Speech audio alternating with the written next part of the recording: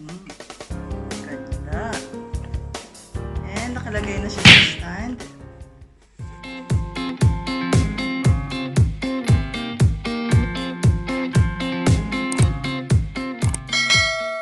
Run. Hello mga friends! Today, i-unbox natin yung ating katas ng YouTube. Ito ang ating GoPro Hero 8 Black. Ayan. Version HyperSmooth 2.0. Ayan.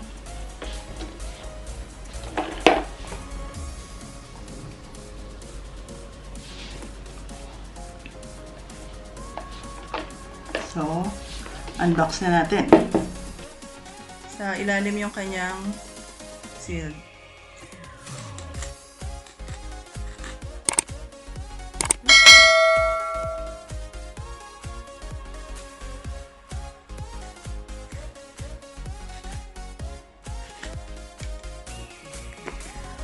Natin.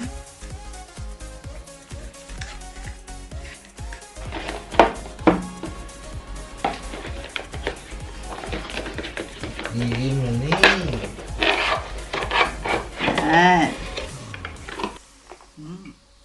Ganda. And nakalagay na siya sa stand. So, pag open natin ang box, sa stand niya, doon nakalagay yung mga brochure, manual, and mga usual stuff sa mga new products.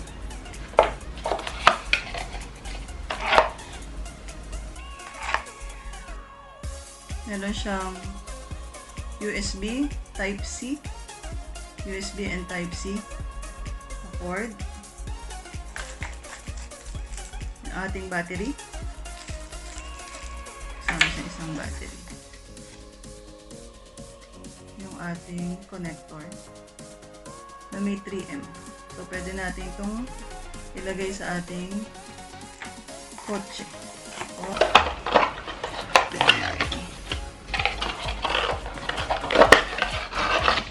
and wala na. Yun na lahat yung laman niya. And itong ating device, unscrew lang natin dito.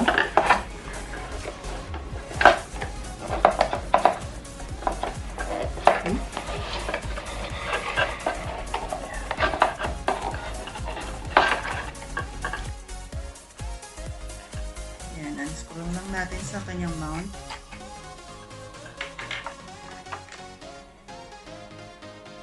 Meron na siyang built-in na ano ba ito? Connector. Yan. Mas malaki to kaysa sa Hero 4. Yung luma natin, Hero 4 lang. So, meron pa siyang sticker sa likod. Sa side, doon nakalagay yung para sa ating battery.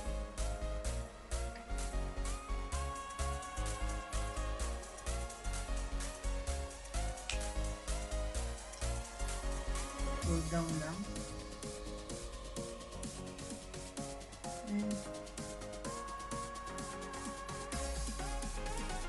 Right. So, dito sa loob yung memory card slot and yung ating battery.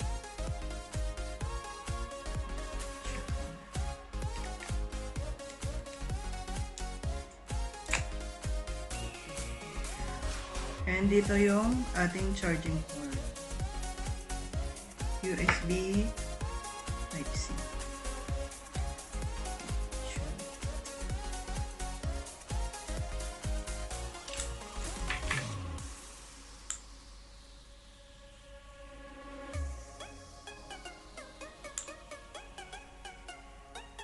Ayos mo ba?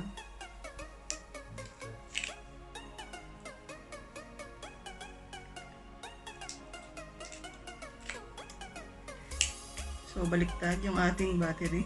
Oh no! Press lang natin. Pati yung baba para mag-lock. And na-shoot natin battery. Ay, go-off na siya. Hero 8. Sa likod, tanggalin natin yung sticker niya.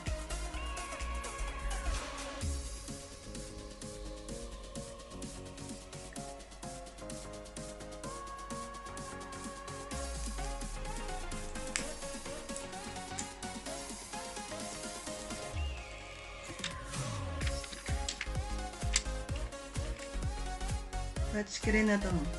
Likod niya, mas malaki yung screen niya. So set up lang natin. English. Check. Legal stuff. So press lang natin yung agree. GPS. Capture the location where your videos and photos are taken. So, pwede nyong press yung on or off para sa GPS. So, press natin on. Install the GoPro app on your phone. To finish setup, leave your camera on and follow the app instructions. So, kailangan natin mag-download ng application sa ating phone para magamit din natin siya sa ating cellphone.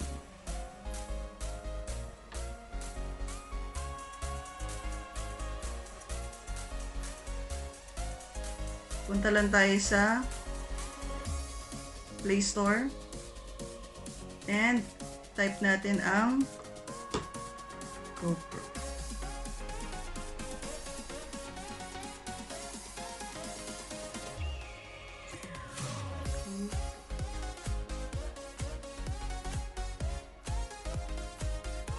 Meron na pala tayo. So, open lang natin siya.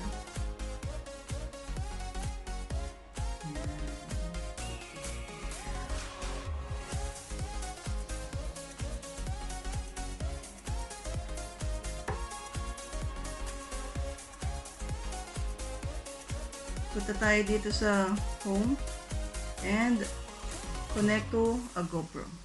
Press natin yung enable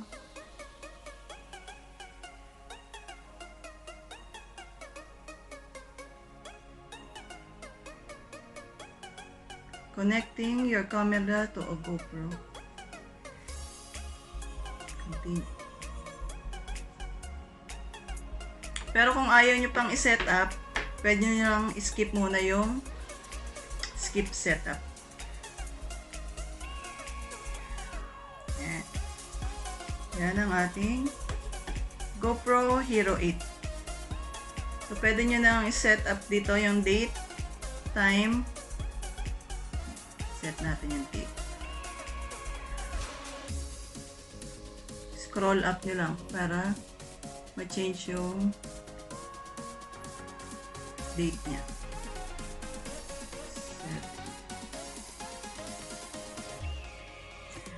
7/11/20. Then check.